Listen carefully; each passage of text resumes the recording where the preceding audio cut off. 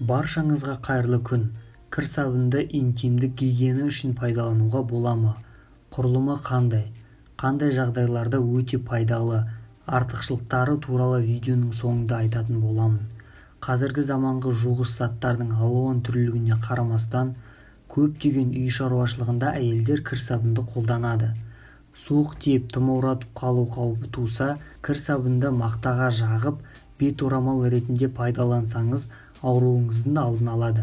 Грибок ауруына да қарсы кір сабынды пайдалануға болады. Жараның орнына кір сабынмен жуып, кепкен соң йод жағып қойыңыз. Немесе 3 апта бойы таңертең кешке кір сабынмен жуыныңыз. Сіздермен бірге денсаулыққа пайдаларынасы. Достар, біздің арнаға көрермендердің 99% жазылмай көреді екен. Сондықтан арнаға жазылып қойыңыздар. Ал біз бастаймыз. Кір сабын қолдану. Тәжірибеде көрсеткенде бұл өнімнің кемшіліктеріне қарағанда артықшылықтары көп. Біріншіден, бұл керемет антисептикалық, екіншіден, үйдегі дәрі-дәрмектің таптырмас құралы. Мәселен, жара пайда болмас үшін және күйіп қалған аймақ бітеліп қалмас үшін терінің зақымданған аймағын кір сабынымен сүрту керек. Сонымен қатар геморрой көбінесе осындай гигиеналық өніммен емделеді. Вирусқа қарсы препараттар ретінде қолданады және тағы басқа. Мысалы, егер сіз геморроймен ауыратын болсаңыз, онда сіз үнемі кір сабынмен жуынғаныңыз дұрыс. Пікірлер бойынша бұл ауруды емдеудің өте тиімді әдісі. Бірақ көптеген адамдар үй сабынмен жууды ұсынатындығынан басқа көптеген артықшылықтары бар. Олардың әрқайсысын осы мақалада толығырақ қарастырамыз. Енді көбісі неге бұл өнімді мүлдем пайдалануға кеңес беретіні туралы сөйлесейік. Кір сабынның құрамы және пайдалану әдістері. Қараңғы жолақтың осындай танымал болуының себебі неде? Біріншіден, нарық толығымен қаныққан көптеген химиялық заттардың ішінде тұрмыстық сабын экологиялық таза өнім болып табылады. Өйткені оны өндіру үшін тек май қышқылдары мен натрий тұзы қолданылады. Біріншіден, сабын биологиялық қасиеттері бойынша ең тиімді гигиена өніміне жатады. Өндіріс негізгі тек табиғи майлар, өсімдіктер жатады. Сабын жасаудың барлық процесі бұл майларды арнайы контейнерлерге, қыздырғыштарда қыздыру, пісіру кезінде балқытылған ерітіндіге сода қосылады. Осылайша тұтқыр масса алынады. Ол сабын желімі деп аталады. Салқындаған кезде масса қалыңдайды.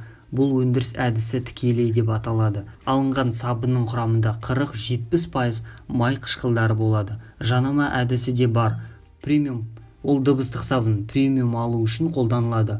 Электролиттермен сабын желімін өндіруден тұрады. Нәтижесінде бетінде сұйық қабыршақтайды және май қышқылдарының кем дегенде 60% жиналады. Төменгі қабатта глицерин көп мөлшерде болады. Сабын құрамында 72-74% май қышқылдары бар, тегіс жылтыр бетке ұқсайды. Емдік қасиеті бар. Кір сабын тек табиғи ингредиенттерден тұрады. Сондықтан оның емдік қасиеті бар. Ол көптеген вирустық ауруларға, оның ішінде тұмауға қарсы профилактика ретінде қолданылады. Күз, қыста немесе қыста көктемде, өтпелі кезеңдерде тұрмыстық сабын жиі қолдану керек. Қолыңызды жуып жүріңіз. Оның емдік қасиеттері сізді жұқпалы аурудан пайда болуынан немесе одан әрі таралуынан қорғайды. Жуу кезінде мұрынды көбік түсуден қорқудың қажеті жоқ. Бұл өте пайдалы көбік. Ол мұрынның қабырғаларын дезинфекциялайды және вирустың бүкіл денеге өтуіне жол бермейді. Денеге пайдасы. Кір сабынмен жуу өте пайдалы. Әсіресе 72%. Сабын барлық артықшылықтарымен қатар папилломалармен күресудің ерекше мүмкіндігіне ие. Олардан тезірек құтылу үшін оларды үнемі сабынды сумен емдеу керек. Жуғыш зат терідегі гигиенаны сақтап қана қоймай, сонымен қатар көптеген тері ауруларын емдеуге де пайдалы. Ол аяқтың саңырауқұлақ ауруларын емдейді. Іріңді жараларды, соның ішінде гангренаны тазартады. Сонымен қатар әртүрлі ауырлықтағы күйіктер үшін қолданылады. Бетке пайдасы. Көптеген адамдар үй сабынымен жуудың пайдасы бар ма деп ойлайды және онымен жасөспірімдердің безеулерінен арылуға бола ма? Сабынның ерекше қасиеттері сізді шынымен безеудің пайда болуына жол бермейді. Табиғи сумен үнемі жуу кез келген терідегі бөртпелерді, соның ішінде безеулерді ұмытып кетуге мүмкіндік береді. Кір сабынының бактерицидтік тазартқыш және жараларды емдейтін қасиеттері. Бет терісіндегі көптеген кемшіліктерді сәтті жеңеді, қабыну процестерін жояды және қыздырғыш заттарды жояды. Майлы тері үшін бетіңізді кір сабынмен жуу өте пайдалы.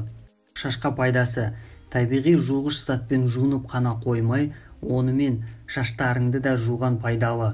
Бұл тітіркендіретін қайызғақтан арылуға, майлы бас терісі мен шашты азайтуға, сонымен қатар кез келген пилингтен арылуға мүмкіндік береді. Табиғи компоненттер шашты сапалы тазартып қана қоймай, оларға сау көрініс береді. Сабын құрамында сілтілік бар екенін ұмытпаңыз және оның көп мөлшерін алу үшін және бұйырларыңызға зиян тигізбеу үшін бастың негізгі жуудан кейін оны аз мөлшерде миллион шырыны немесе сірке суымен, сұйылтылған сумен шайып тастау керек. Осыдан кейін шаш тегіс, жібектей мойынсұнғыш болады және жақсы таралады және ұзақ уақыт майлы болмайды.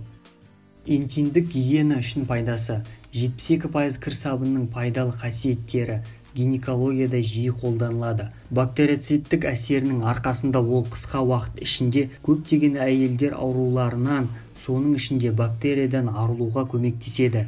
Мұны істеу үшін күніне бірнеше рет жылы суды ерітіндімен жуыныңыз. Сабын ер адамның жыныстық аймағына да бірдей пайдалы. Жыныс аймағында сабын майдың қолдануымен үнемі гигиена тазалықты қамтамасыз етіп қана қоймайды, сонымен қатар болу мүмкін аурудың қажетсіз белгілерінің алдын алады.